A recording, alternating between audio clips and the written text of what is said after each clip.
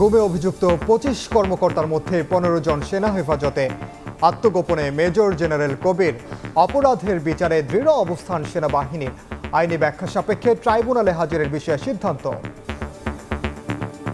সেনাবাহিনী কিছু করে না, তবে সেনাবাহিনীর কিছু কর্মকর্তা কর্মচারী যদি অন্য কোথাও যে যদি ভুলভ্রান্তি করে থাকে, অবশ্যই বলেছে ইনসাফ is number one. Will stand for the justice and no compromise with the justice. জাতিকে সর্বোচ্চ সুন্দর নির্বাচন দিতে কাজ করার অঙ্গীকার সেনাবাহিনীর।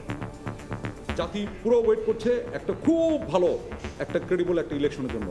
আমরা আমাদের আপ্রাণ চেষ্টা করবো একটা ক্রেডিবল ইলেকশন যাতে হয়। উপদেষ্টাদের বিরুদ্ধে পক্ষপাতিত্বের পাল্টাপাল্টি অভিযোগ বিএনপি জামাতে। কয়েকটি দলকে দেশের ভবিষ্যৎ ঠিক করার দায়িত্ব দেয়নি জনগণ, মন্তব্য আমির খসরুর। উপদেষ্টা নয়, দুর্নীতির কাঠামো থেকে জাতির সেফ এক্সিট দরকার। গুম খুন মুক্ত ব্যবস্থার তাগিদ উপদেষ্টাদের। জুলাই সনদে সমাধান দেখছেন বদিউল আলম।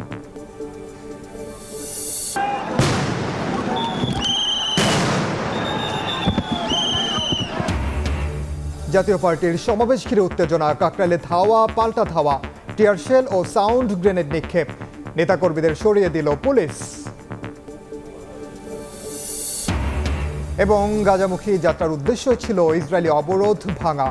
কারামুক্ত হয়ে দেশে ফিরে জানালেন আলোকচিত্রী শহীদুল আলম। ফিলিস্তিন মুক্ত না হওয়া পর্যন্ত লড়াইয়ের ঘোষণা।